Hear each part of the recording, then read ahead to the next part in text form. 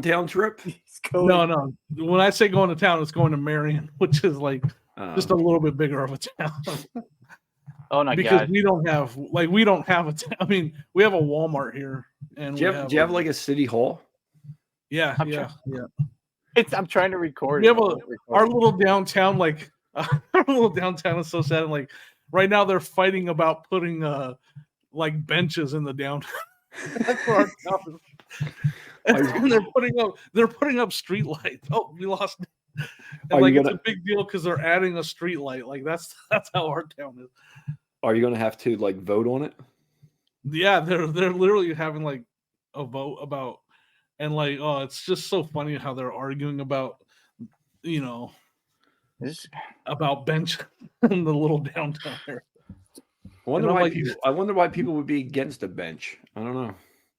It's not that they're against it. They're just like it's in the writing. This is Pocket Change Podcast episode 6. Did you guys even notice I was trying to record and I left. You left and came back. Me and Joe were having a deep conversation about benches in downtown Bucyrus. You guys weren't worried about me at all? Not at all. It was actually like going really good. We thought maybe we should hit record. Yeah, you should have. But you guys don't need me here. Well, to be a professional podcast, and hey, we're moving up the ranks. We're moving up the ranks as a professional podcast. We are stepping it up. We're moving up the ranks. I think we're like top 5 professional podcasts now. You think what so? Do you guys think? Well, no, because we messed up. Because I'm supposed to say I'm Dan in Demand, and I'm with Joe the Philly Picker and Jimmy Old School Flips. Oh yeah, we're Pocket Change Podcast, and this is episode 6. You messed it up again. We'll try better next time. We'll do better next time. Should we stop and start again? No. I mean, the magic of editing. We don't have to worry about that. That's too professional. You think so? You have your earpods in? I do have my earpods in. Yep. Okay. I just got buzzing in my ear. I got like tinnitus. Is that what they say? Tinnitus. I just have like tinnitus. I'm an old. You never heard of tinnitus? No. Is that what it's called? Tinnitus or tinnitus? It's ringing in your ear. I heard of tendonitis. Isn't that like tennis elbow? I have tendonitis in my hands. It's like the ringing in your ears. I was a mechanic, so I was around loud trucks a lot. It just started out of nowhere. Maybe it's just you guys. Maybe you guys. Your piercing voices. It could be like vertigo. Don't even say that. I hate vertigo, man. I had vertigo for a long time. Isn't that when you get like dizzy? Yeah. I would just sit up out of bed and then I would stand up and then I just fall over. Was it like your inner ear? Because that's an inner ear thing, right? Yeah. Oh man. That's like I don't even like joking or talking about that because man, like that's misery. Having vertigo. I got it a lot from the weather, and it was like last week it was in the 60s and 70s, like low 60s. Wait, you just had it? No, but that's the way I had it. I had it for like a year and a half, like constantly, all the time. And then like, so if it was like 65 and then now it's dropped down, it's going to be in like by the end of the week, it's going to be like the 20s. Like I would have got sick. Like, they fixed you though? Did they find out and fix you? It was there's like rocks in your ears that cause that, right? Yeah, I took some medicine for a while, and then it kind of wears itself out on. There's like, I don't. Oh man, why do we're supposed to be a reselling podcast? No, but this is a serious topic right here. There's different variations of it, and there's some that you go and you get like, I said like about 1,000 times. I don't want to say it. Did you go to like an ear, throat, and nose specialist or whatever they're called? No, I went to my doctor. An ENT, right? What is that? Ear, nose, and throat. Ear, nose, and throat. No, yeah, I've heard of that. My mom's had vertigo, so I've had it a couple times, just like little spurts. Oh my gosh! Like there was. Oh, that's a nightmare to me. Yeah, like we're jinxing ourselves, right? We're changing. Stop talking about it, Joe. And now that we got through the medical portion of this reselling episode, now that everybody left, let's hit the big topics. Who we voting for? I'm voting for Joe. I'm voting for The Rock. I heard The Rock's talking about. The Rock's running? I don't know. No, this is not that. We got to stop this too. Joe, how are your sales this weekend? They were okay. Why did you close your eyes when you said that? That means you're lying. Why'd you like? If you're listening, I really thought we were getting into the political portion. We hit the medical. Go over to political. I can't wait for the religion. I followed Joe's score. We're gonna find out how Joe did this weekend. He closed his eyes, which I have watched enough of crime dramas on TV to know that you're lying to me. And I almost said a cuss word right there too. Well, you did cuss last episode. I don't know. Yeah, but this was gonna be like a real cuss word. This was gonna be that last one was a fake cuss word. What did it begin with? Fake. It started. No, I don't want to say it. Did it start with a F? Yeah. Or a B? Ooh. Oh, I thought those were good. He sold a brand new pair of Dickies for $19.98. I did. That was good. No $600 shoes, no, huh? No, you get spoiled like that. You get that one big, sale, and then you expect everything to sell like that. Yeah, but all this stuff is nice, easy. Oh, listen to this. He sold a Hollywood Express train car, mailbox car for $50. That's a good sale, and it looks like it's small. That's the kind of stuff I like to sell. Yeah. Train cars and collectibles. All the stuff that I sold over the weekend it was easy packing. It looks like it easy which is packing. good. Oh, you sold a couple of those. That's some from last week. Last week I sold. I think I had 4 of them. I sold 3 last week and then sold 1. You sold a keepsake ornament last week too. Yeah. Oh, you sold that. Oh, this is from last week, but you sold that. I remember you telling me when you got this. It's a polo Ralph Lauren plaid flannel line men's denim core coat barn jacket. Yeah. I remember when you picked that up. How much you pay for it? Like $6 or $8 for it. And you sold it for $149.98. I did, and the guy refused to pay. Oh, I'm sorry, so you never paid on that one. Yeah. I'm sorry, Joe. Yeah, way to bring it up, Dan. Loren. What's that? This is a big topic right here in my household. Okay. And when I say my household, between me and Sonia, okay, is it Lauren or Loren?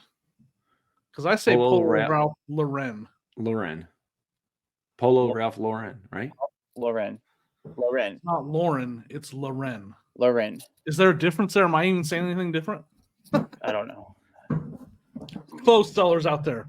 I don't know how they're going to say it in the comments. Yeah, they're not going to. Okay, 1 is Lauren, 1 is Lauren, and 2 is Loren. Which way do you say it? I think I go 2. I don't know. 1, Lauren. Lauren or Loren. Number 2. It's spelled Lauren, right? Loren. I don't know how to spell, Joe. I don't know how to spell names. Sorry, my wife's name's Lauren, so I guess if I walk around the house calling her Loren, I'll let you know. Stop back in episode 7. I'll let you know how. You gotta walk around this week calling her Loren. Stop back episode 7. I'll let you know how that turned out for me. I don't think it's gonna go well for you. I don't. We'll find out. It's gonna be funny for me, and that's for me. That's all that matters. Sorry, Joe. Dang, you got Joe in trouble. I made Joe feel bad because the sales got canceled or whatever.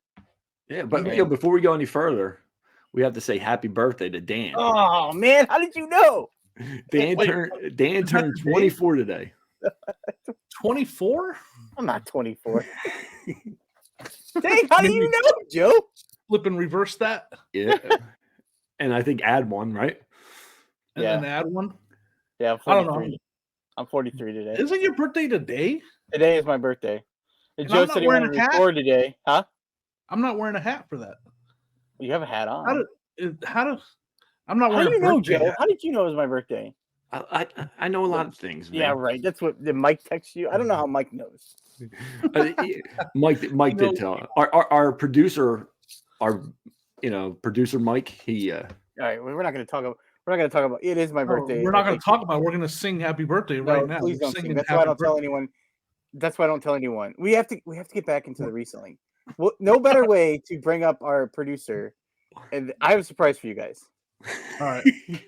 Oh boy. Do we want the surprise? No, I have a birthday surprise for you. No birthday surprise. Happy.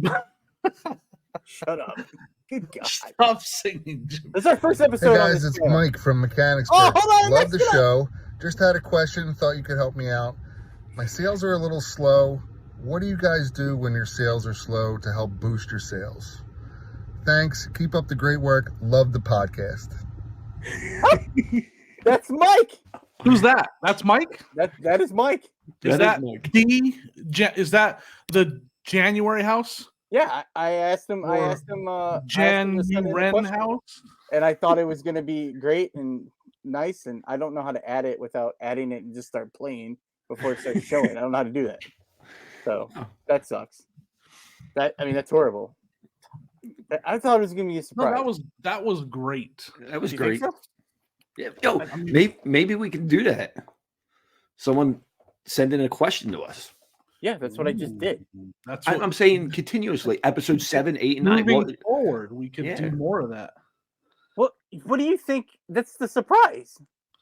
I'm surprised. You got me. This was on the audio version. This is going to be great. On the audio version, it'll be great. I can still hear it on the audio, though, right? Yeah. It's just they don't have to see Mike, so it'll be great. Wait. Dan is messing. He's messing with.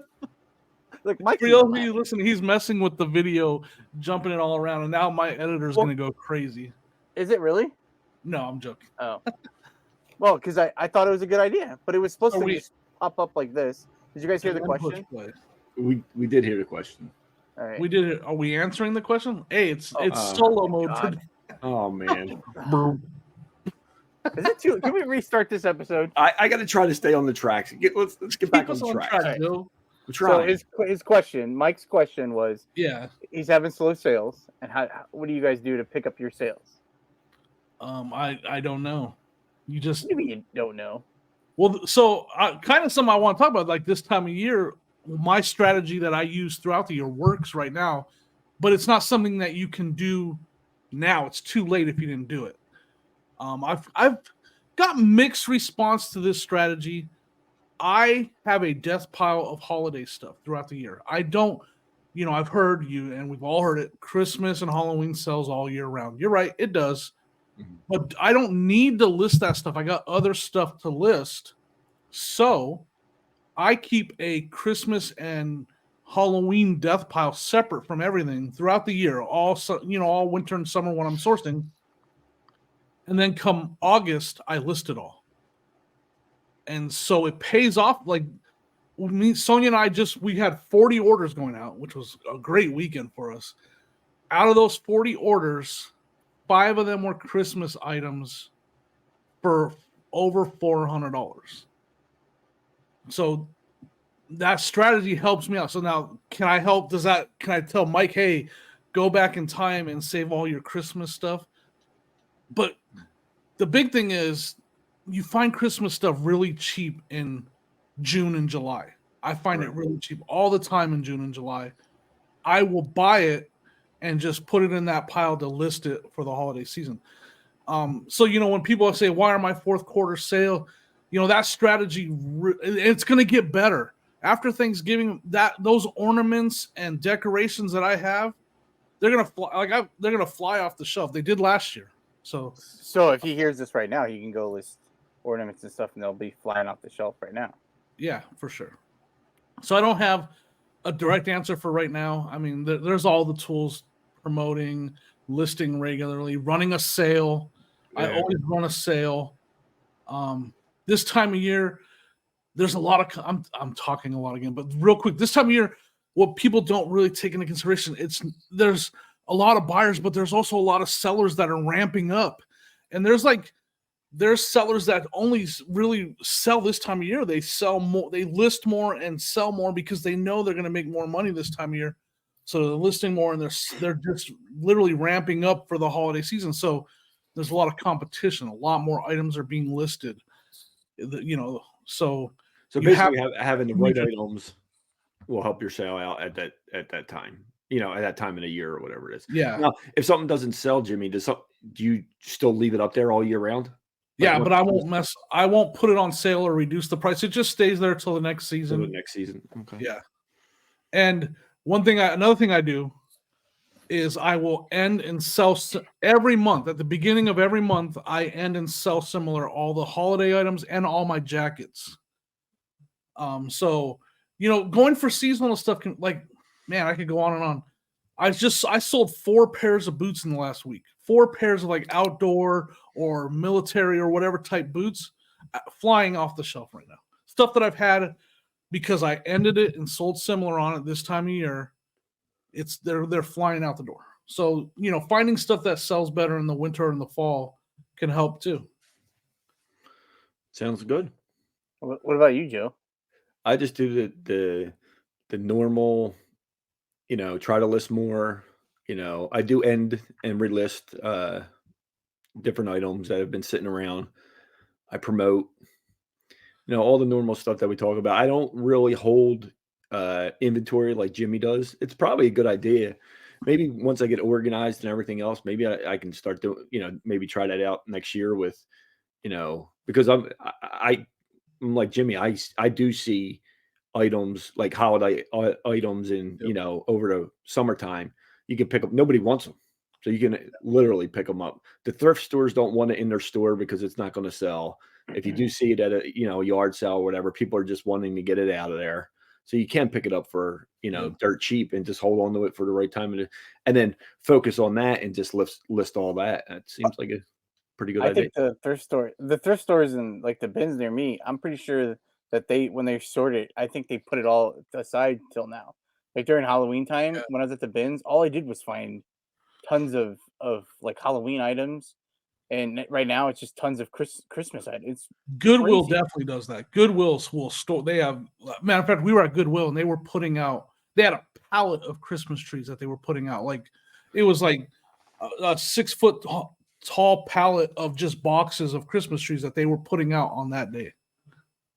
Yeah, the Goodwill that I usually go to, that's not far from the house.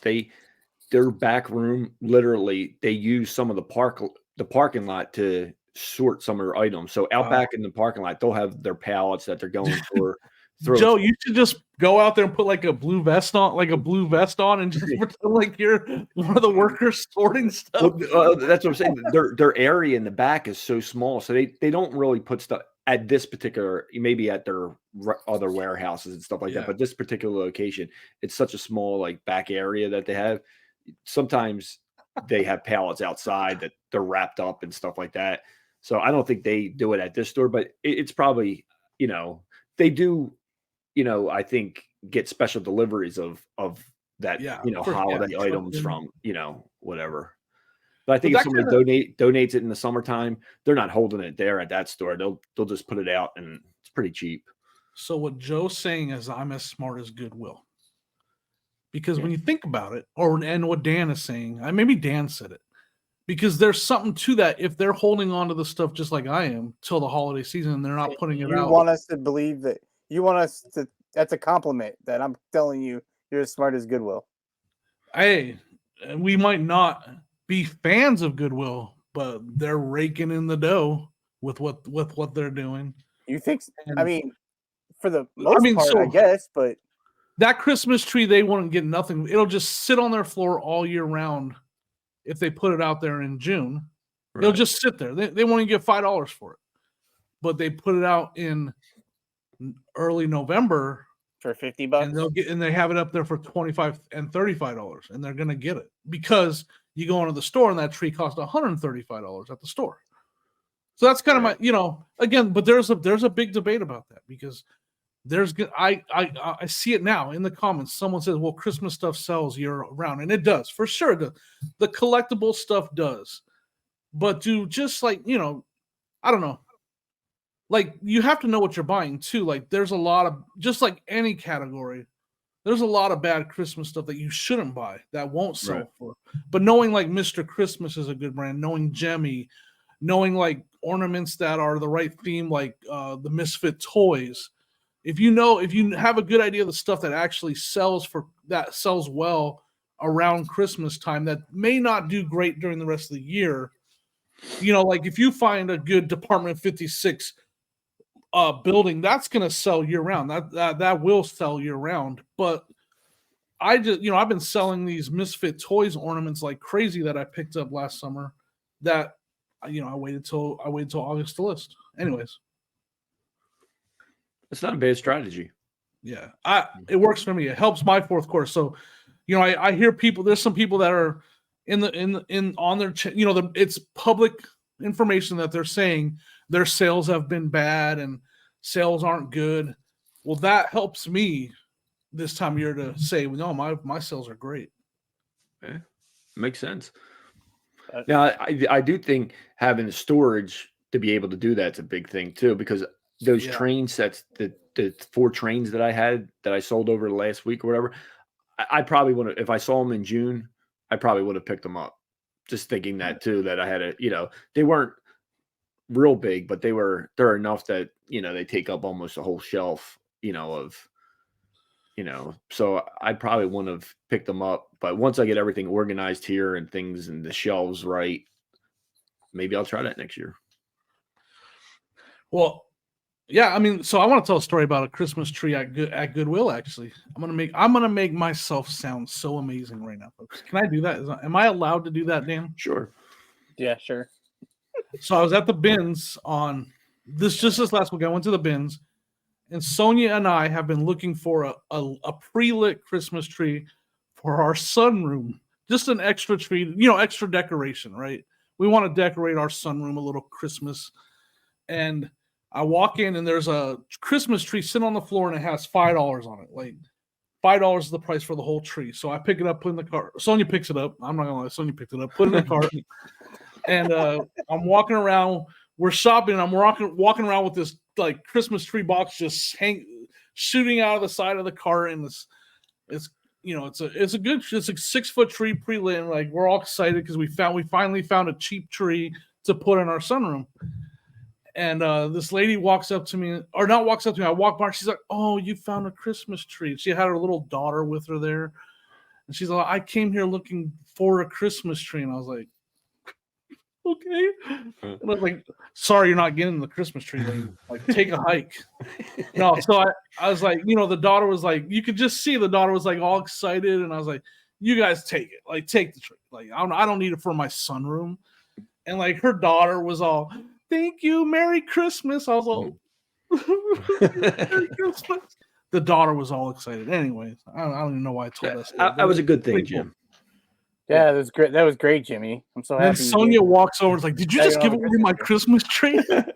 Yeah. What about your wife? She wants a Christmas tree in the sunroom. Yeah, I know. Our sunroom is now not. Why is my phone blowing up? I'm going to turn this sucker over. Oh, now you're bragging because you're getting phone calls. I'm getting texts like crazy.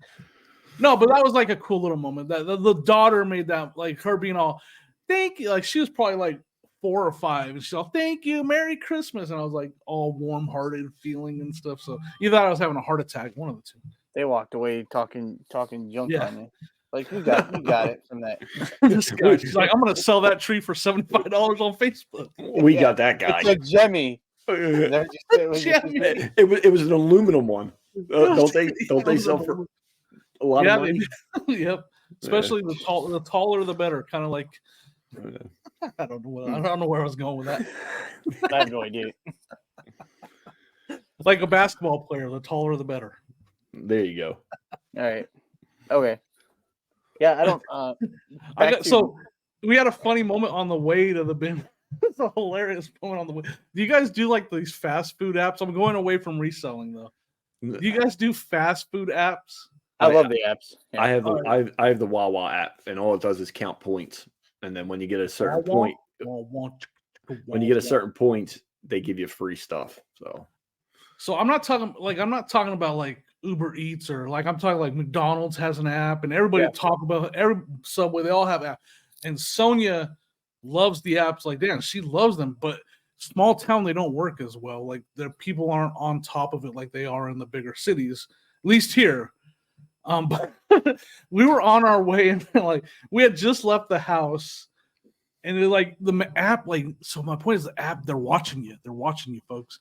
The app knew that we had just left our house, and it sent Sonia a message like, hey, what app is this? Which one do you use? McDonald's app's like, hey, come on over to McDonald's, get yourself a sandwich and a coffee. So we're like, so he's like, how does it know I'm hungry? And how does it know that that I'm going to stop now? And I was like, the McDonald's app knows that, and you're hungry. You're angry. You're hangry right now. Like, so she was like, how does it, why is it no, I'm going to stop. It knows. And I am going to stop because I got this. It was like a discount for a sandwich. And it was hilarious because I was like picking over. Like, it just knows you're hungry. Like, it knows you're ready to eat. What kind of sandwiches did you get? I'm doing fasting like in the mornings, so I didn't eat. Sonia ate. So you went to McDonald's and didn't get anything? No, yeah. I'm doing intermittent fast. I'm only doing it because I want to be able to. I call it throwing down. I want to be able to throw down on Thanksgiving, and the only way I'm going to be able to throw down on Thanksgiving is if I don't eat treats the whole week before. Like, I'll be miserable going into Thanksgiving, and I can't do it. Like, as you get older, it's not even a matter of like caring that I gained weight. It's like I literally will just be physically miserable if I eat treats all week and then I throw down on Thanksgiving. I'll just be like, they'll have to wheel me around. Like, it's just won't even be good. So I'm doing that on purpose. I'm exercising a little bit and I'm doing a little dieting and trying to take off a little bit of weight so I can that turkey, man. Let me tell you what. No, Sam. Yeah, I can't wait for Thanksgiving dinner. Yeah, I'm pretty pumped. Yeah. What's your favorite? You convinced me. Dan.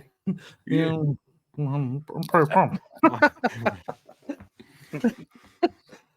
So do you guys do you do the apps? Do they ever tell you, hey, I know you're hungry, big guy, come on over to Subway? Usually they'll message me. They do that to me. That's why. After I've used them or something, or they'll tell me like McDonald's. I'll have it. I get points, so they'll. Okay. I mean, you get points when you order stuff, so then they'll tell you like you have so many points expiring, and then when you open up the app, they'll immediately send you an offer, and then like so I use McDonald's, Wendy's, or Taco Bell, probably the ones I use the most, or probably the only ones I use. And so I got like alert last week because Wendy's has a free small chili with a purchase. So let me know.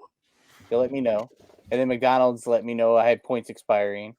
But I used that the other day because I only go out to eat about once a week now. Saturday I went to McDonald's because the McRib is back right now.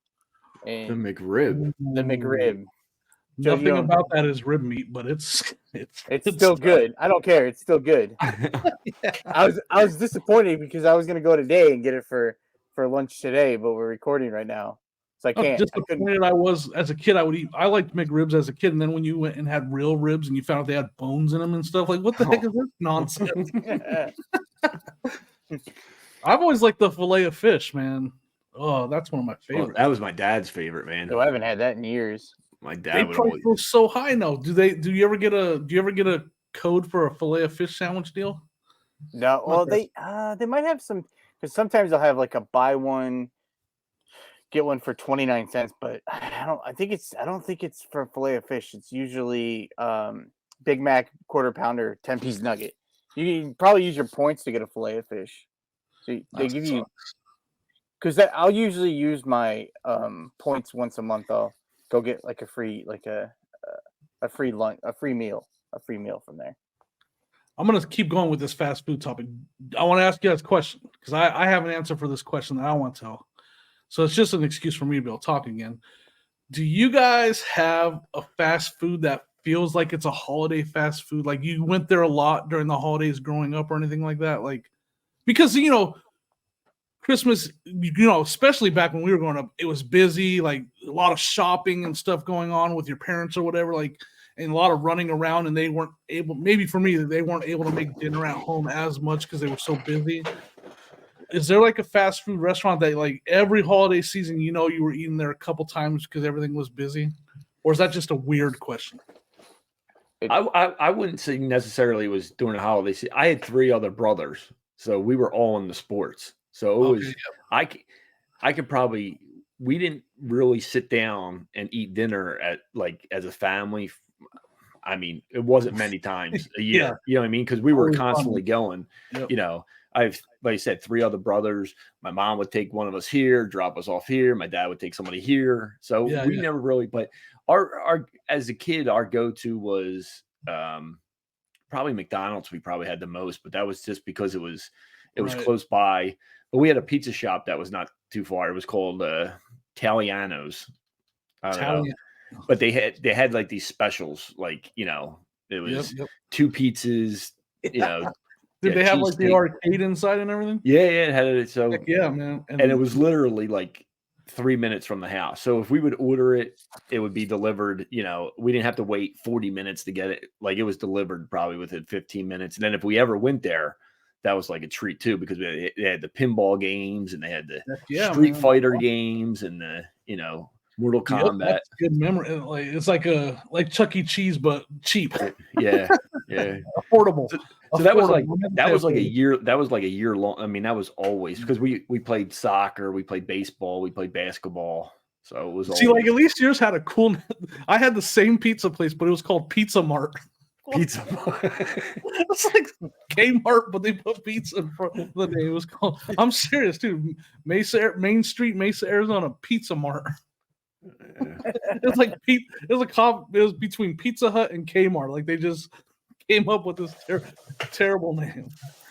Do you have a fast food place like Dan that you? Because I have an answer for this one. After Dan answers, I have a good answer. Oh, for like Joe. when I was growing up, like such a jerk. For when I was growing up, my mom didn't. We didn't eat out a lot. She made stuff like, they had deals. Subway had a deal where it was, before it was buy one get one. They had it in the church newsletter every week. There was like a buy one get one free. So we would have Subway usually once a week for lunch. I mean, or dinner or whatever. But no, I didn't eat out a lot until I moved out. And then I started eating out more. We did. And that's all real quick, because it used to be, and I hate that doesn't exist anymore. But when we were growing up, Arbys did their 5 for $5 every holiday season. I don't know if you guys knew this. Arbys? I don't think I ever ate at an Arbys. Oh man. Growing up, it'd be like, I had to do Christmas shopping, so we got 5 for $5 Arby's sandwiches a lot during the holiday season, because they would run that special all holiday season. And so, like, we ate Arby's like crazy. It explains some of the physique things I got going on here. We ate Arby's like crazy during the holiday season. So that was, so during this time of year, like, I've already told something like, man, I'm craving Arby's, and it's because I ate it during the holiday season all the time. Now a lot of people, Starbucks is the big thing now, getting those, like, the peppermint coffee drink. A lot of people like that. I know that's not food, but it's a big holiday thing now. No, I'm not a big. I don't think I ever ordered one thing from a Starbucks. Joe, I don't picture you ordering something from. Can you just say, "Can I get a venti?" Well, I think I was intimidated by that, because it wasn't venti. It wasn't small, medium, and large. It was like, I'm simple. You know, I'll take a large. You know, whatever, large coffee. Not a whatever. What was it? What's that? A grande? Yeah, I mean, again, I don't. It's not the most. It's not the. I don't know what moment when I pull up. I'm hitting yard sales this morning, but I gotta stop and get my venti caramel frappuccino on the way. I went from a mechanic to that.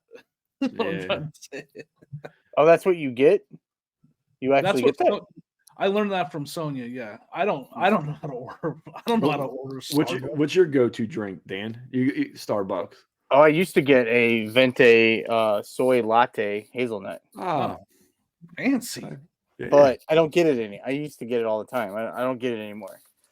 Now that is pretty fancy. The one I got is pure sugar. Like, it's like drinking a milkshake for sure. Yeah. Oh, I mean, I had frappuccinos before, but my go-to was I get iced or hot. It was one or the other. It's good. It's $5.38, but I can't afford that anymore. That's why you asked for Starbucks gift cards for Christmas, for sure. Yeah, do I have one around here? Just say, I do have one. Oh yeah, I won a Starbucks gift card from Dan, and my daughter Riley got a cake pop from it. Mm-hmm. Maybe two cake pops. That was supposed to be for you. Well, I shared. But it wasn't for We Riley. don't have Starbucks over here, guys. So Sonia is not happy about it. We don't have Starbucks in our small town. We have to drive like 25 minutes to get to one. And then we have, what's that, Tim Hortons? Oh, you have Tim Hortons? We have Horton Here's the Who out here. No Dunkin' Donuts? And we don't like their coffee. Horton Here's the Who, we're not a fan of their coffee. And I don't think their donuts are that great either.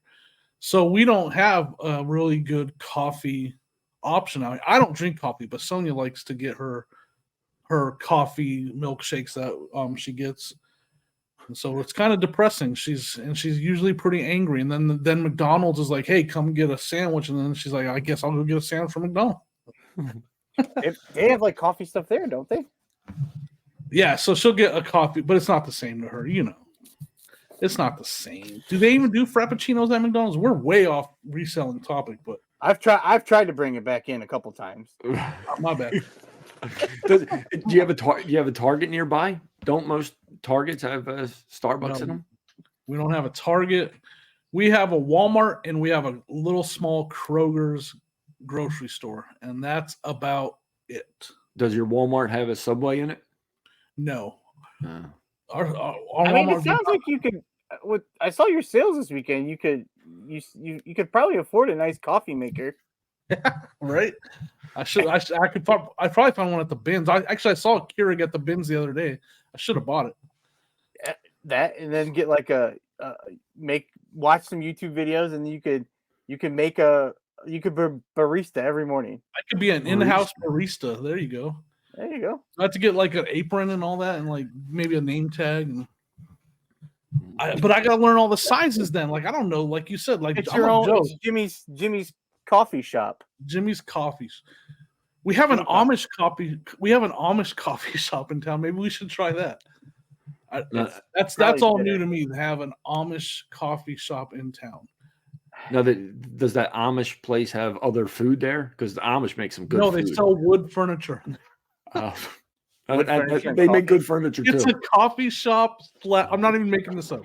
And for me, this is weird because I'm a big city out west. Like this doesn't exist in Colorado. And I'm not trying to make fun. It's just I didn't even know.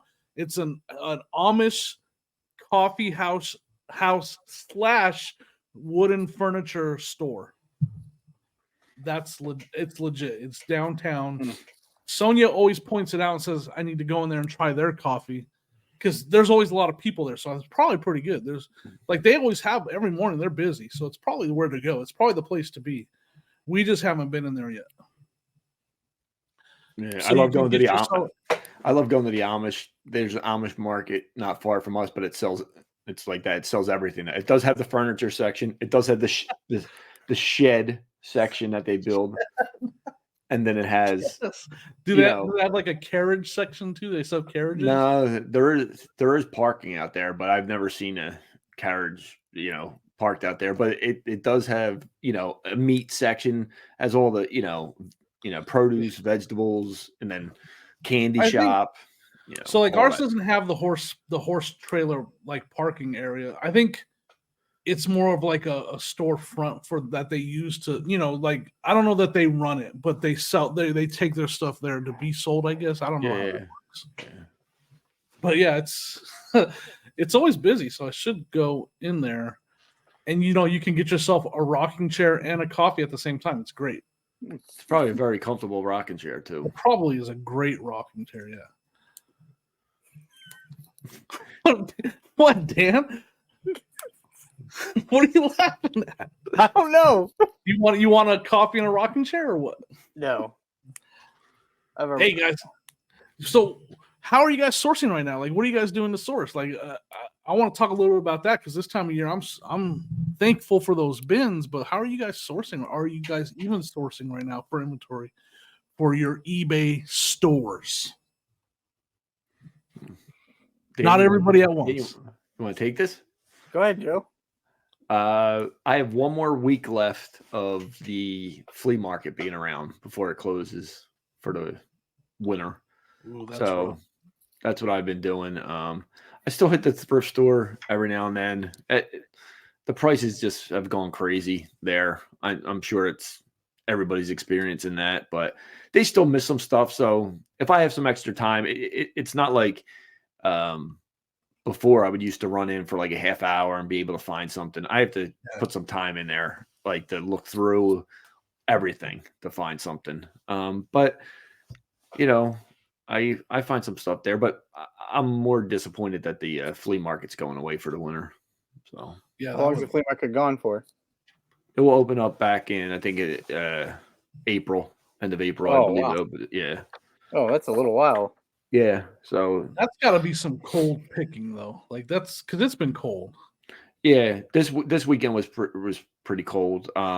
There is a flea market that's a little bit further away. If I really wanted to go, it's open year round, but instead of having it's still outdoor, but instead of having 150 vendors, they might have 50. You know what I mean? So it's and it's 45 minutes away.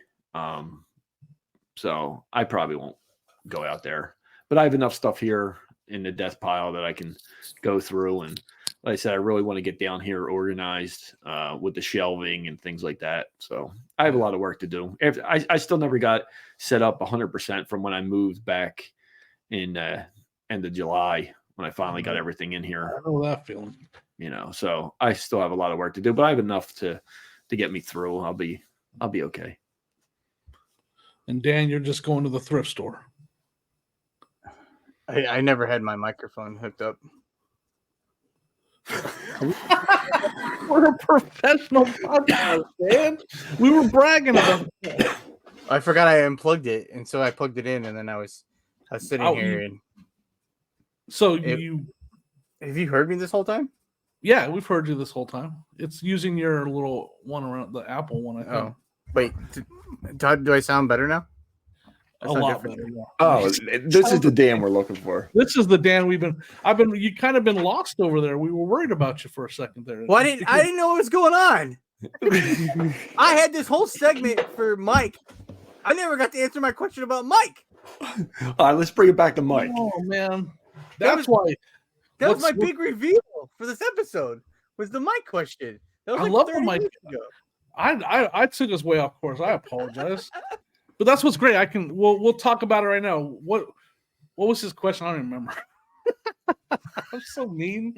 Well, it's basically you guys can fire me right now. He had sales. His sales are slow. You want to know what we do, and then you mentioned the stuff that I mean, it's giving out offers.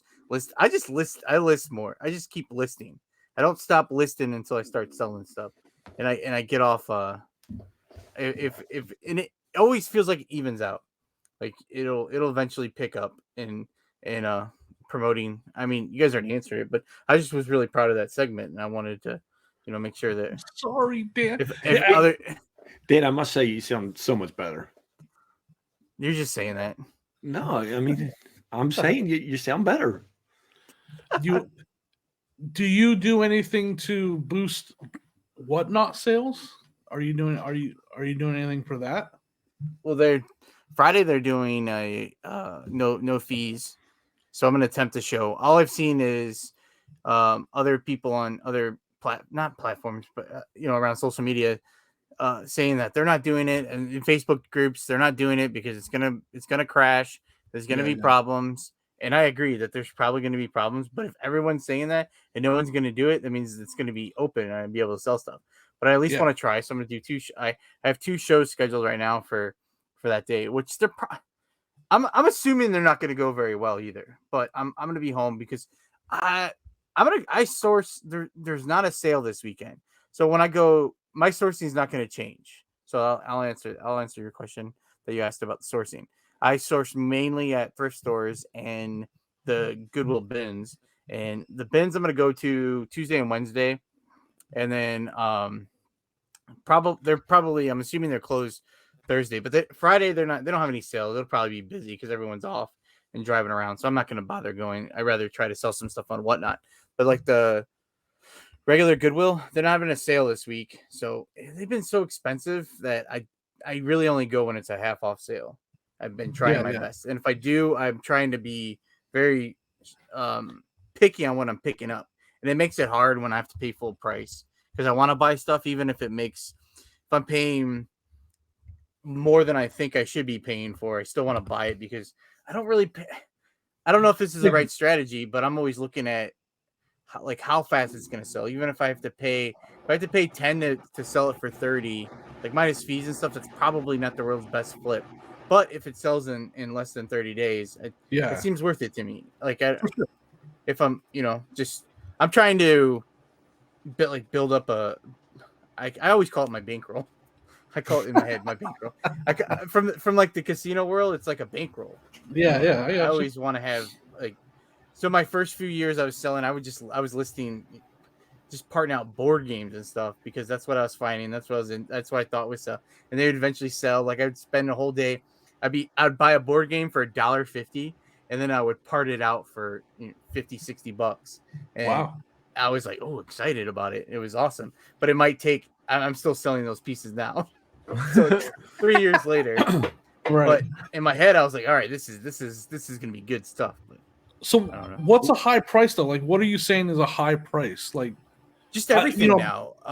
Like a pair of decent shoes. What would that go for at your good Salvation Army? Depends. Sometimes they could be for Nike. If it's a brand they know, a pair of Nikes might be $18-$19 at Salvation Army, and that's a lot of money. So then when I find that, I instantly when you go to our Salvation Army, they always have.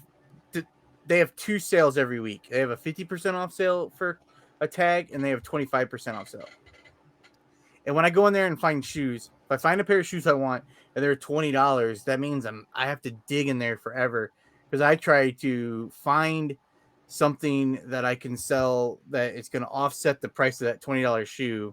And because I do like an average buy cost for everything, whatever I buy on that trip, I just give it one buy cost. So then it makes me feel better that if I didn't really spend $20 for that shoe because I found this other shirt that it might be half off of $250 and I'm going to sell it for $20 too. But I'll dig in there forever. But like the Goodwills are $9.99 usually, but they can be up $14.99 for a pair of shoes. Right. So when you go on those sale days, they're still putting out new stuff though. Because I find that when the new stuff is coming out is when you're going to find the better items. You might pay more, like you said, but that's when I find the better items rolling out newer stuff, right? Yeah. They're always putting stuff out too, and I always think about that too. Like, if I went every day, I'm gonna find stuff. Yep. But I only have so much time in the day that I can be doing stuff. So if I have stuff here, I always feel like I'm missing stuff. Like I really want to go today. Because I wasn't gonna tell you because I didn't know you guys knew it was my birthday. I felt like I was gonna be lucky today and find a bunch of good stuff because it was like my birthday. So I was gonna go sourcing today. So I'm gonna make it to at least one Goodwill before I go get Dodger. And if you go every day, you're gonna find stuff. Yep. You're gonna find stuff that are worth it. So I should go but if I have stuff to list, and I mean I'm a homebody too, so I just want to be. I have a ton. I cleaned shoes this weekend. This room is an absolute disaster because it was nice outside, but I was cleaning shoes all on Saturday, but I had already cleaned shoes beginning earlier in the week last week. So shoes are just thrown everywhere in here. And I couldn't walk in here. How do you clean your shoes? What do you use to clean your shoes? Like dish soap, Dawn. You use a brush, like a toothbrush? If I'm in my room, it depends on where I try not to clean in here. But if I do clean in here, I do clean with the toothbrush. He dropped some. I don't think I have it. I might have used it. No, I thought I was going to show you because I keep it in the bathroom. No, I don't. You get three for $1.25 at the Dollar Tree. I have cleaned with a toothbrush in here because I don't want it splashing all over. But so I usually try to make sure it's nice outside. I mostly try not to buy stuff at that needs a lot of cleaning anymore. I used to not care, but do you use that Dawn Power Wash stuff now? Have you tried that? Yeah, this is great. That stuff's so good for cleaning the shoes. I just started using it. Yeah, that's it. That stuff is good, man. I can't get it to work. It's stuck. I got 3 bottles of it. You just got Dawn soap then. I went to the Reseller Information Network hat camp this past summer, Yep. And I went there. It was an online event. It was free too. Online free event that they ran over there. And they Cernock was cleaning shoes. Was he cleaning shoes? It was all about hats. Cleaning shoes at the hat camp. I can't remember everything now, but I don't remember how I thought. Well, they should pay you, Dan, to promote them. Yeah. They explain it better over there. Well, they were cleaning hats, but he said it works on everything. And they were cleaning. Shut up. They were cleaning hats. And I might have mentioned, or something. They might have mentioned. No, I didn't mention, but I might have asked. But they might have just said that it works on shoes too. So I ordered it that day, and then I got it, and I was all excited for it. And it's like, I'm looking at the bottle. It's jammed every time I try to spray it. It doesn't spray. So then I would open it up, and then I would pour it. I would pour it on the shoes, but then I wasted like half a bottle on it. No, you're not getting the foam then. Like you got to get right. Yeah. So it sucks. So I mix it up with water, and I think you can go on eBay and just buy the top. I think you can buy like the top. Buy another bottle. Buy another bottle, and then when that bottle's done, you can transfer it over. For that. And then I have. Yeah. So just put it in that bottle. That bottle won't work? That won't spray. That doesn't spray. All right. I don't know. Oh, and then that's like a refill. This is great for a podcast. Look. I have 3 bottles. So you have refills. I bought you have the refills, but you need the thing the trigger thing that works. This thing. Does that work fit on those bottles? Did you turn the knob on? You just take the. Oh, it doesn't work. That's right. Did you?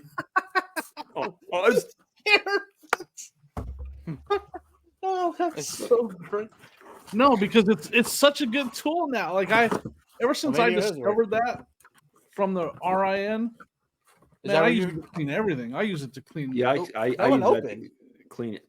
Oh man! One open. Oh, don't spill it. It's like gold. Now I feel bad for Dan. Have you actually experienced have you actually experienced Dawn Power Wash for real? Like how it actually works? No, look, I've used that whole bottle. Well, if you're listening to this, you can't see what I'm showing, but I've used that whole bottle. Opening this up and pouring it. Well, it's just sprayed. Keep spraying it. Well, the foam is where it's at. I got all my phone and everything. I don't have to just spray it on stuff. I got all kinds of valuable information items in here. Not really. No, what are we talking about? We were talking about you buying shoes that are kind of dirty, and that's how we ended up on Power Wash. It is a great item. It is a great resource, that Power Wash. I don't know what I'm trying to say. It works great. I smell like it now because I sprayed it and it landed on me. Whatever. Yeah, I use that on pretty much everything too. I like the smell of it. Yeah. It doesn't smell bad, but do you want to smell like it? No, you're right. I don't. Yeah, I don't I guess. Yeah, probably not. That's what I thought. There's an extreme couponer that is a vendor at the flea market that sells them for like 2 for $5. Heck yeah. You buy them? I bet you that's where he got his, and that's why it don't work. Yeah. No, I got mine from Amazon. Oh. Well, then return it. They'll give you your money. Too late now. I've had it. Hat camp was this summer. Oh, okay, my bad. But it hasn't been working since this summer, right? Yeah, but I have 2 other things I got to send back to Amazon. I don't like returning stuff. Yeah, I got you. But if it doesn't work, like that's kind of the rule. If it doesn't work, well, I don't know if it works. I had bought this. It's like a power adapter because I found a portable DVD player at the bins a few weeks ago. It didn't have a 9-volt charger, so I bought one on Amazon, but it doesn't work, and it says it's for a pedal power supply. So I think I bought the wrong one, and I don't want to waste $10, so I need to buy another one. But I opened up a return for it. What kind? It's a pedal charger. It says it's a pedal charger, pedal powers. I think for a guitar. But I was buying a 9-volt battery charger, so I don't know if it's the device I bought. Yeah, what's a pedal charger? But I needed it. Like before we started recording today, I was checking some DVDs to make sure they played. And that's when you unplugged your microphone when you were checking the. No. I was charging my. I was charging my GoPro battery. I actually filmed a video this weekend. Hey. I I hate it already too. I hate it. Already. I hate it because I have one because I lost my batteries for my GoPro. I haven't filmed a video in forever, and I lost my batteries. And I found my old GoPro charger. Yeah, I had one battery in my GoPro, but it's like a knockoff brand because they had originally. Those things will catch on fire, man. Be careful with those knockoffs. Oh, they get hot, man. Yeah. Telling you what. But have you? Oh, go ahead. So, like, yeah, if you record in 4K or whatever with one of those knockoff batteries, that sucker will get hot. But they got hot with my GoPro battery too. Oh, when I got the original with the GoPro, right. and that they ended up dying. I just thought that's the way they were. But I haven't done a video in like 3 months. But since this was, we're supposed to, we're an hour into the podcast. Well, it doesn't matter if they're watching this already here or listening. They already knew that we're only on our channel now. So I wanted to put something out on my channel. Just to, I like making videos, I guess. Well, we like your videos. You need to put out more. It's hard to keep up.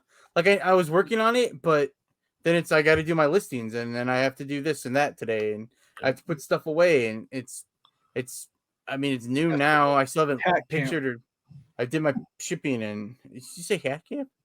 That was this summer. That was this summer. Do you have a hat? Do you have a hat form? Like a form to make it? They had to be in the hat camp. That like wooden form that you put the hat on while you're cleaning and stuff. I didn't see that.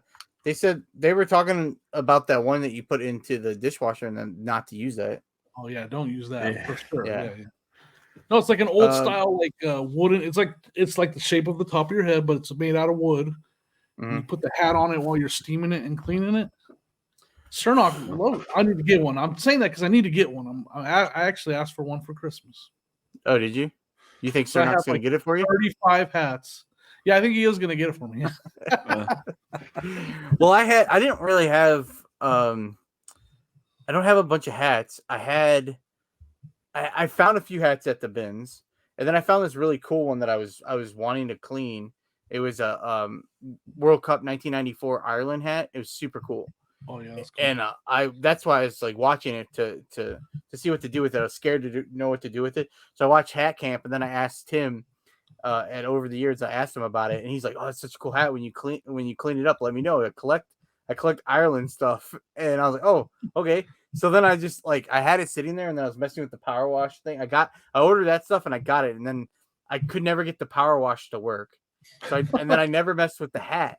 So the hat sat here forever, and then I felt bad. So probably was it a month ago? Maybe I just sent the hat filthy to Tim. I told him to mess with it. Send it to Cernock. He'll hat camp it and then sell it to Tim. Oh, it's too late. I gave it to Tim. It must be working because I'll tell you what.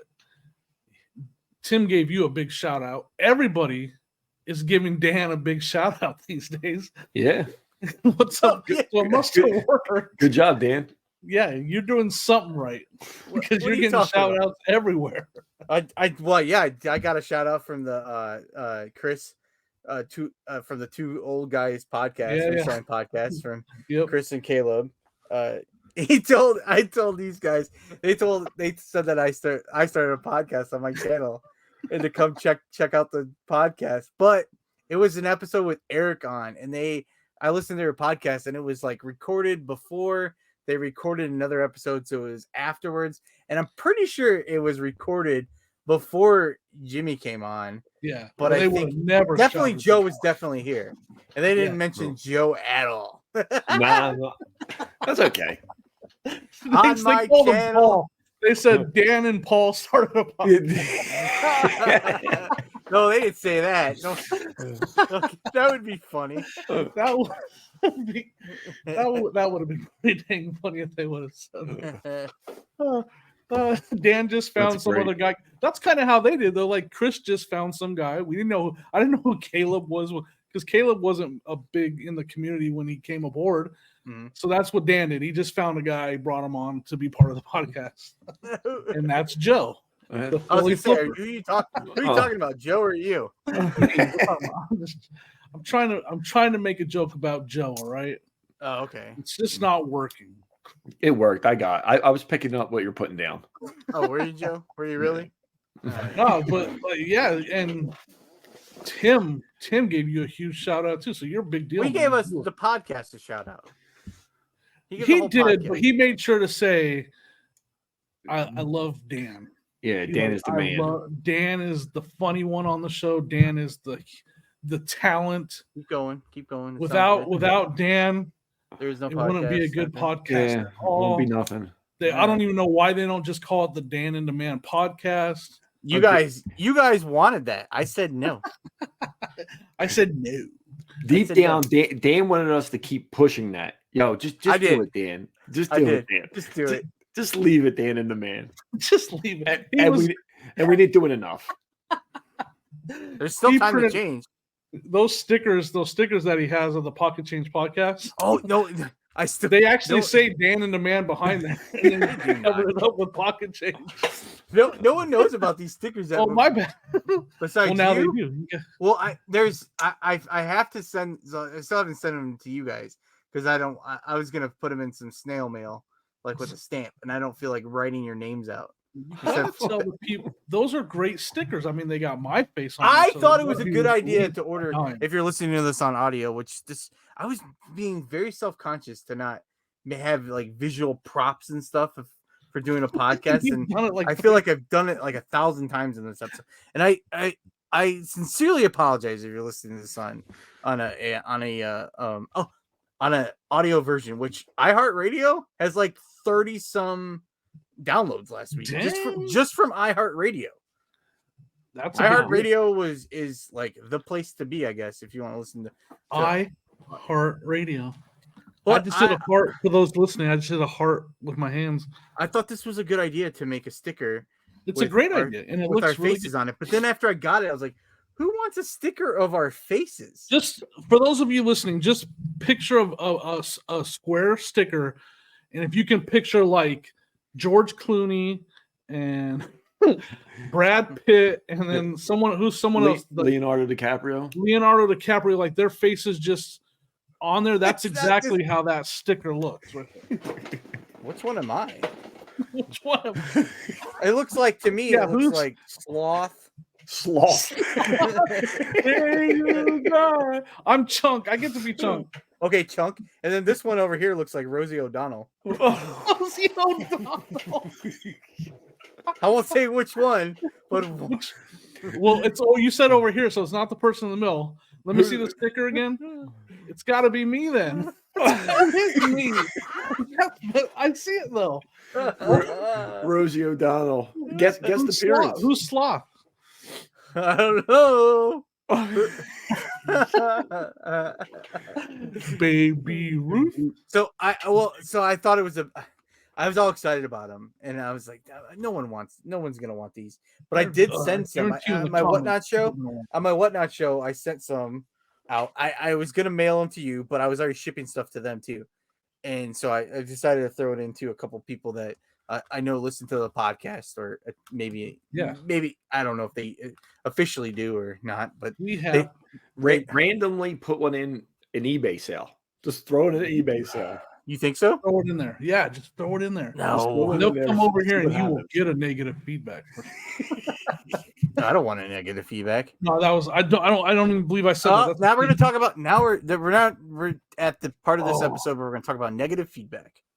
Because they changed it. Did you guys see this? No, I did not. It's actually should have been something to get. You should have led with this, Jimmy, instead of which fast food app do you use? I'll switch it around. I'm gonna cut it and put that at the back end. Put that in the front. Gosh. Sorry, man. It was a funny moment that happened when the McDonald's was supposed to be a professional reselling podcast. All right, we'll move it. We'll move this part to the front. We can't do it now. It's no feedback and it's actually pretty bad, I think. IMO, in my opinion.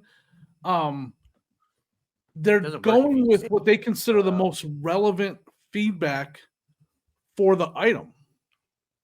I'm not going to say any name. I'm not going to say who I went and searched, but I went and searched someone's store that's in the community. I'm not going to say any more than that. And I feel bad for them because But I don't understand what you're saying. So it's supposed to be they're gonna put the most relevant feedback on the actual. So like if I have this GoPro listed and you click on this GoPro, you can scroll down and look at my feedback right on the listing. All right. It's supposed to take the most relevant feedback for this item. So like anything that you've gotten feedback on electronics should show up for this item. Oh. And so it doesn't just show your most recent feedback, it shows the most relevant. Well, I actually went in and like just some random person that in the community, I went to their store to see. I saw they didn't have 100%. And you're not going to say who this is. I'm not going to say. We can't make you say it. You could. I mean, it's not. What's it start with? I'm joking. I'm always good with that. What's it start? I don't even I'm know. joking. I'm just joking. R. I believe it starts with an R. I don't care. I was just. So no, but I went to shoes. Quick. So I went to shoes on their listing, and the number one was a negative. The most recommended one was a negative, and then I went to like something totally different, and the recommended was the same, or the one that the most what was the word I used? The most relevant. Yeah, relevant to was also that same one negative that they have. So that actually shows up in the listing, you're saying. So if a buyer goes to look at that sneakers, like if you go to their feedback, it's not the top one. Like if you click on them and go into their store and look at their feedback, but it's supposed to be the most relevant. So eBay, that's a change that they just recently made, and there's some people that are pretty upset. Like, hey, most of my items, the one feedback I've had in the last year is now at the top. Like everybody's when they click on one of my items, I might not totally have this exactly how they're doing it, but it's definitely something new that I know some people are not very happy about. Well, you know what? What? I'm very thankful that I have good feedback for everything. So the most relevant it's all going to be very good for me. So I'm very thankful for that. Me too. I'm like this turkey right here. I'm as thankful as this turkey right here. There. Wait, I gotta make sure we put something about being thankful because shoot, I just went to a visual prop again, the turkey on the screen. Dang it. Sorry, listeners on audio only. I'm just not a professional podcaster. I'm talking about food apps that I'm thankful for. And I would be thankful if Mike decided to call us up out of the blue. Well, we got him one step further. Isn't he the producer now? He's on. Well, he was a guest person on here. Didn't you give him the title backdoor producer? Is that what you backdoor producer? No, I don't think that was you, Joe. That was you. Putting on a backdoor production. I had him as a fourth person on here this week, and I ask us a question. Jimmy ruined it. We'll have to redo this all next week. We'll answer his question next week. Is that what you're saying? No, I'm going to get a new question from him. Get a new question. And are all the questions going to come from Mike, or can somebody send them in? Well, that was going to be part of the thing where we're going to find out. Like, I'm not going to divulge the rest of it. If you wanted to send us a question, you could send it to us. Do we have an Instagram on the channel yet? Do we have an email? I mean, how I don't know. Do we get us these questions? Do we have email? Send it to Dan. Last week we discussed having an Instagram podcast. Are we doing that? I'll get right on that. Oops. We don't have an Instagram. We don't have a Facebook. We just barely have a channel. Hey, but we hit some milestones though. We did hit milestones. Oh, we're back to the mile. What is this? We have 100 subs on this channel now. Oh yeah, that was awesome. Hey, and I think it's a big deal between our two. We posted the last video on two different. We posted it on Dan and the Man's channel, and we posted it right here, and it got over 400 views. That's a big deal. Yeah. Like it's almost to 450 views. But we have to remind people that this video is only going to be on the one channel, right? Is that starts this week? They're here right now, Joe. Right. And I said it 5 minutes ago, Joe. What the heck were you? I don't remember how this all works. I'm still stuck at Dan, Just sit down in the minor leagues, Joe. That's why I'm here. Dan in Demand has been in my ear of being Dan in Demand podcasts for a year now. So, I don't know. Now we have Pocket Change, but that's where everything is now. You wanted Pocket Change. We can't. So if you're watching on Pocket Change, just stay right where you're at because you're in the right spot. And tell your friends that we're over on Pocket Change. If you're here for the first time, hit that subscribe though. Hit that subscribe and the notification bell, so that way you can hear Jimmy talk about McDonald's app. Yeah, before he has new information about eBay, we could have been breaking news on eBay, but we still don't even know what sandwich Sonia had either. We know you didn't have a sandwich. Sausage McBiscuit, McMuffin, or whatever. I don't know. Well, which is it? A sausage biscuit or a sausage it's the McMuffin. Very different things. It's the sausage McMuffin. The egg McMuffin? Sausage egg McMuffin or just a sausage McMuffin? Sausage egg McMuffin. Okay. With cheese? With or without cheese? With cheese. Okay. And then she got the coffee drink too that she did not like. They did not put enough caramel in there, and it wasn't very sweet, and it almost tasted like burnt coffee. So she was not happy. So she was cursing the app for making her stop. But then we went to the bins, and I gave away a Christmas tree, so it was all fun. Oh wait, that whole story about the tree was at the bins, not the. It was on the way to the bins when that happened. Okay. So you went to the bins. It was all part of my day. Dan's microphone and earphones weren't working at the time that you explained all that, Jim. Professional. Let's start over, guys. Episode 6 of the Pocket Change. Wait, episode 6. This is Pocket Change podcast, episode 6. Wait, so how the bins been? How the bins been? Really good. Really. What did we just find there? We found a couple masks. Like, you ever see those the big head plush masks? Like I found a fox and then I found a chipmunk, and they're like actually a really good brand. So I think they might get like $60-$70 each. We sold those boots that we found. They're Westco boots. We already sold those. I talked about that. Got $250 for those boots that we found there. Dang it, there was something else really. Oh, Sonia found an awesome find. Sonia's a better picker over there than me. She found a Goldberg baseball jersey. Bill Goldberg, the wrestler. Oh, yeah. Back from when he was in WCW in the 90s. She found a Bill Goldberg baseball jersey that I can't find anywhere. Now, I can find Goldberg jerseys, but I can't find this. It's like a baseball style jersey that says in big gold letters Goldberg across the front, and then it's got the WCW patches on each side. Woo! It's pretty sweet. I can't find it anywhere. I'm going to have to do a little more research to try to find the exact.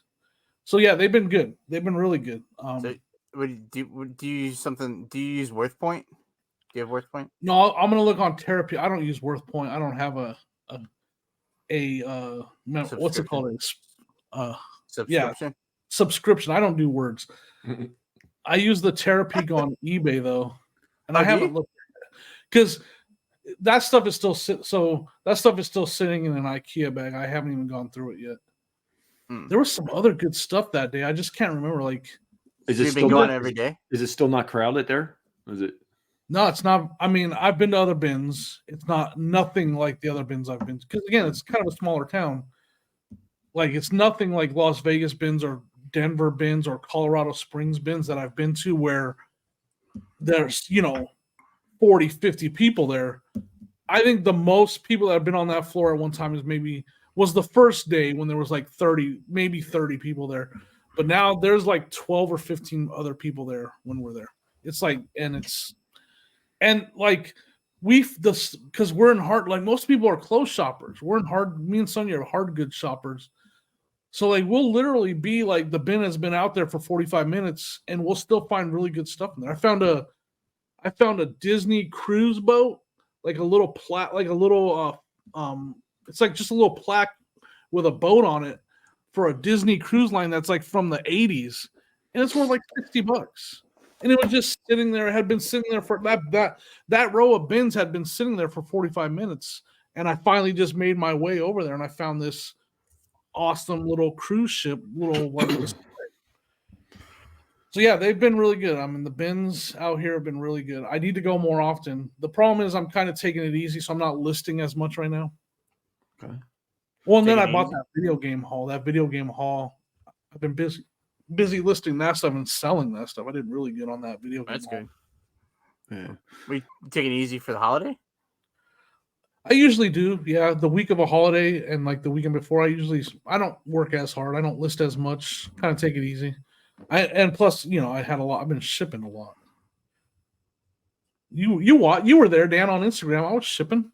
Yeah, shipping like yeah. He sold a big old ceramic Christmas tree for like $250. $250 for that. I paid $5.99 for that at my local Goodwill. It was listed for less than 2 days, and it sold. Oh, so that is part of my big Christmas sales that I talked about earlier. Where that wasn't something that was in my death pile. I just happened to find it while at the Goodwill, just sitting there in a box, like amazing. Did I do a good job packaging that up? Did I do a good job boxing that up, do you think? I think so.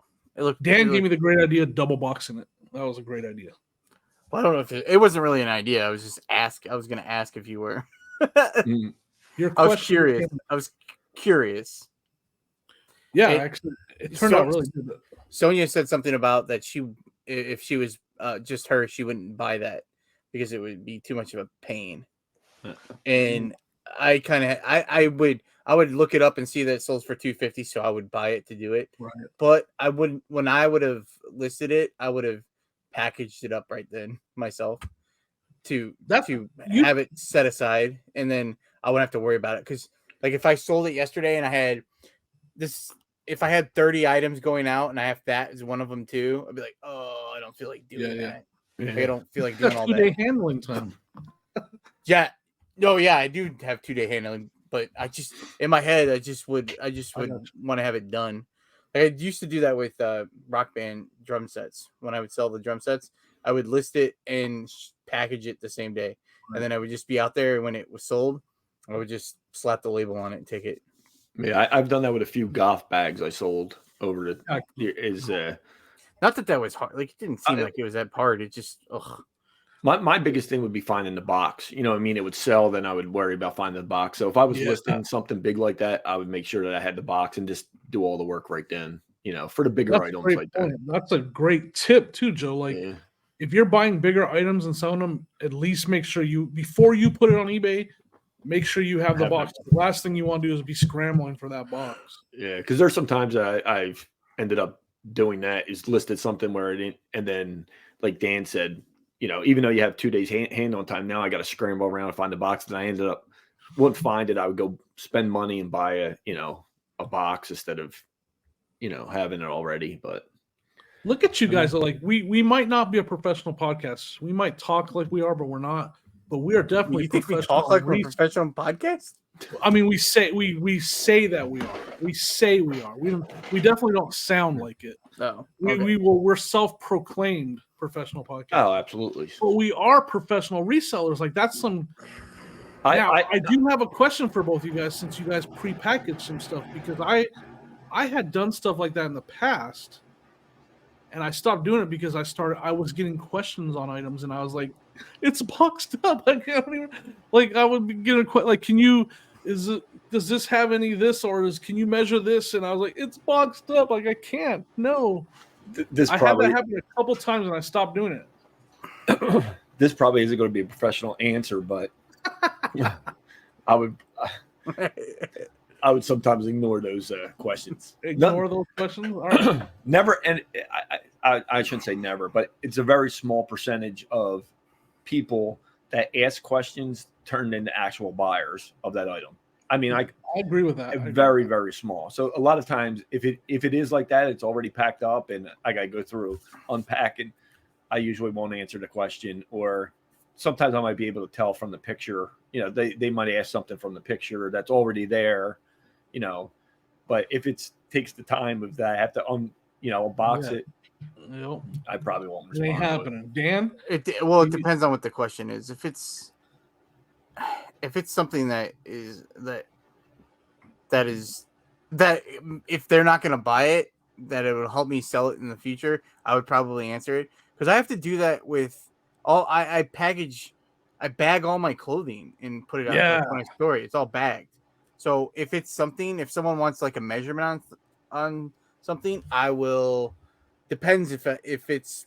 Somebody asked me a few weeks ago about inseam of a pair of sweatpants that had a stain on it that I didn't see, and I had them priced for like $10, and I just ignored it. I'm like, and then someone bought it, and it was on sale for I sent out an offer for $10, and someone ended up buying it for full price a few weeks later, and so I'll do that. I'll just ignore that. But if it was something on like the waist, if it was the waist measurements or inseam of a pair of jeans, and I didn't put the picture in there, and they were $30, I would go do it, because they're probably not going to buy it, but I can add that picture to the listing. Or a lot of ones, if you're selling clothing, a lot of ones you get questions for is the material used, and that's one that you can easily forget to take pictures of, because I know some people take pictures in specific orders, and I don't always do that. It'll be kind of, if I see, I don't have like a specific order, like it's head, so I won't do that. Yeah, so I would just take a picture of the item of the material. That's mostly the clothing question items that are clothing questions I would get would be about material, and just from having that asked a lot, I if the tag's in there, I usually take pictures of whatever tag is in the shirt, even the ones that are like on you might forget those sometimes. Yeah, I mean, so then I would go answer the question, because I know I'm going to add it to the listing anyway.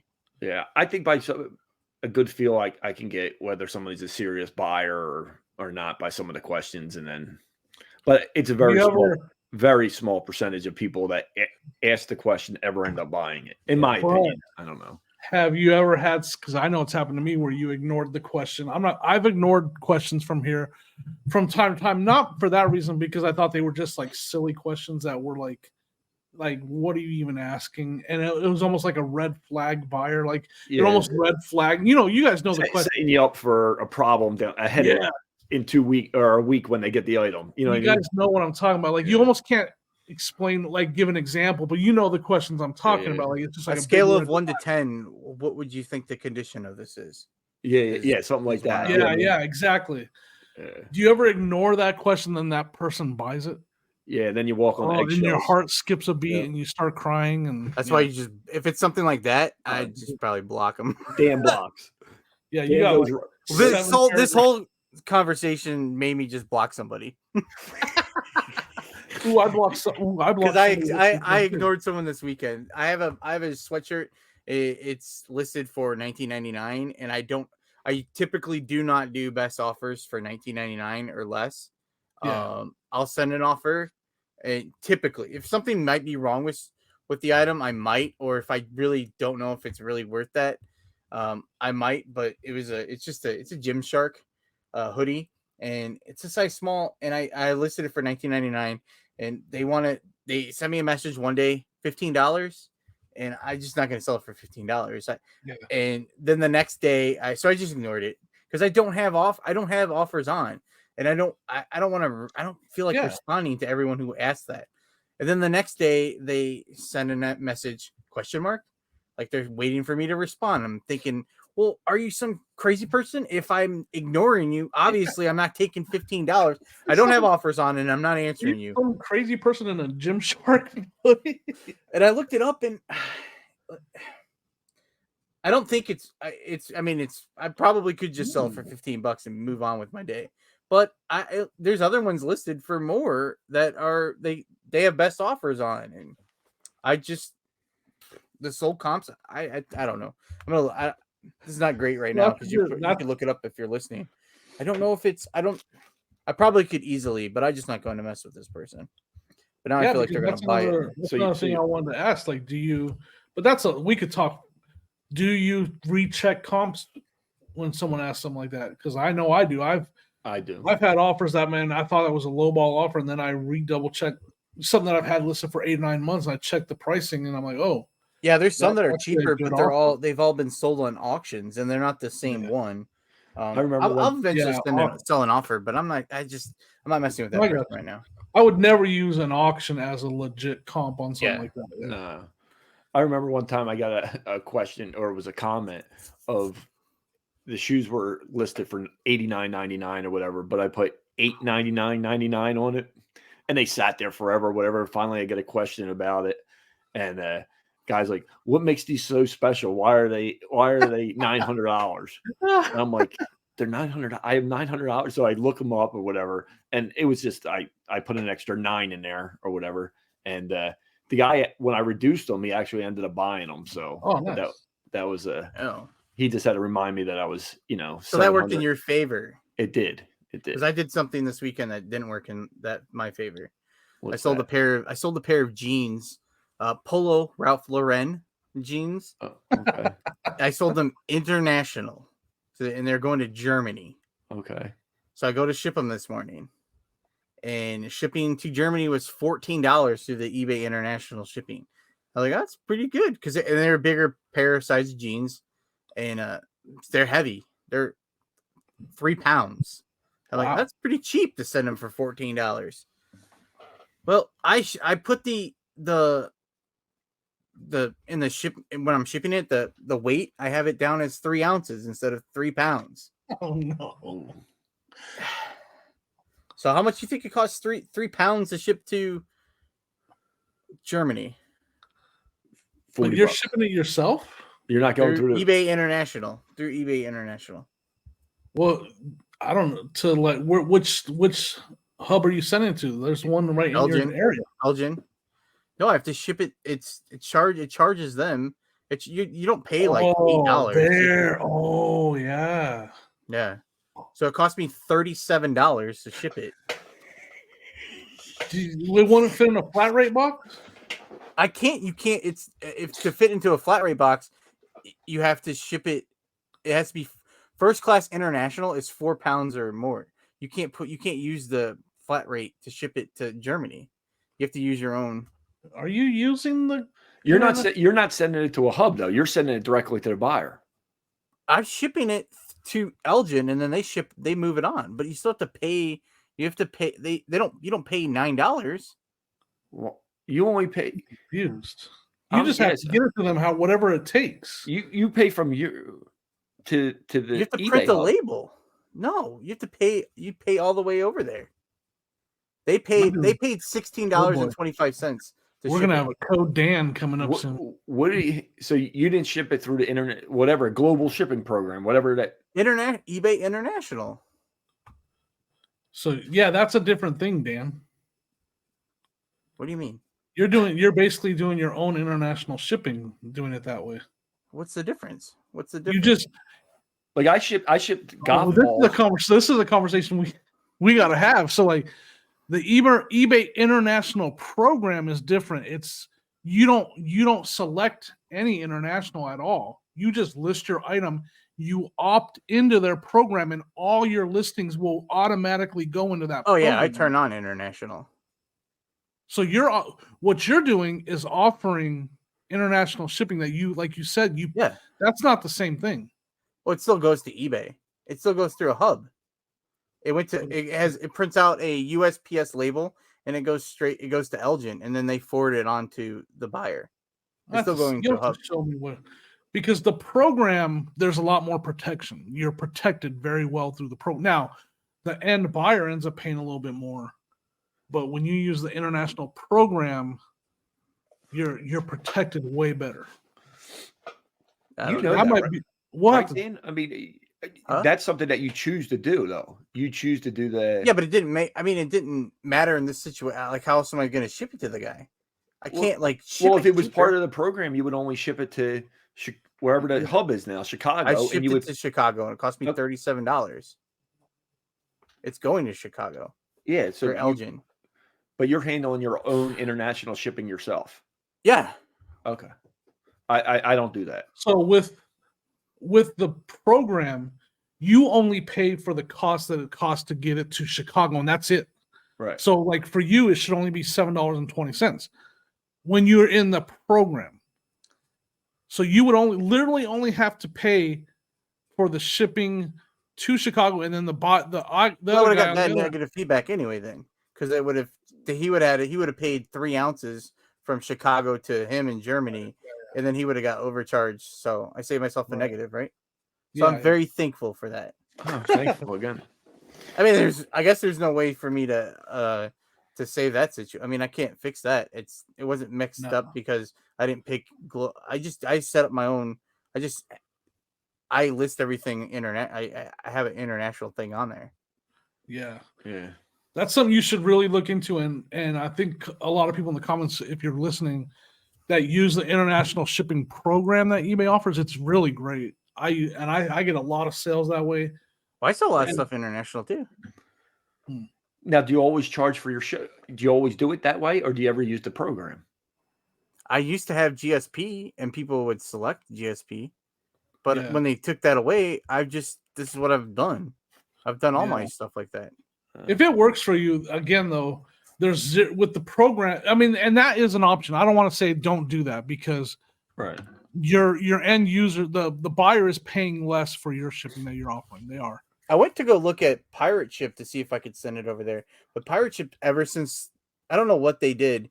You always have to put it's some kind of number you have to insert. And I don't really I don't want to mess with that. It won't ask me sometimes when I've done Canada, but the rest of it, because I think I originally used to ship that way because you could ship it through Pirate Ship like super, way more first class. I know exactly what you're talking about. Yeah. But it's some kind of number. So I went to go check that to see if I could save myself some money. But with that number, I don't know what it is, and it's going to Germany. I just didn't want to mess with it having some kind of issues trying to get to the person. So I just I guess I'm paying because he paid $16.25 and then it costs $37 to ship it. So I had to pay the $11 on it. I sold the jeans for $30 and I paid $10 for the jeans on top of it. So I'm not going to make any money. Like I'm going to lose on those jeans. It was a nice pair of jeans. That's a rough one right there. And again, now that I know you're shipping it different, there's not even a lot of suggestions I can give you because I haven't done well, that. I mean, what was I going to do in that situation? Even if I was shipping it through eBay, they still would have gotten messed up with the shipping going to them anyway. It would have been a mess. It would have been a bigger mess. Now it was just my mess and I fixed it. It just cost me money. I guess I could have canceled the order, right? And but do you want to really cancel the order? I'd rather pay $20, I guess, to that's definitely one you like admit your mistake internally. You admit your mistake. You come to grips with your mistake and you eat the cost. Yeah, for sure. I agree with what you did. Yeah, lesson. Real quick, I got a question for you. Might be a little controversial, but I want your opinion and anybody's opinion that's still listening an hour and 30 minutes into this. So I found this Cutco knife, right?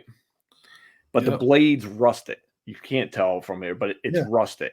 And you know how they have the warranty or whatever, the lifetime warranty? Yep. What's your thoughts of sending that back in to get most likely they won't be able to fix it and they'll probably send a brand new knife.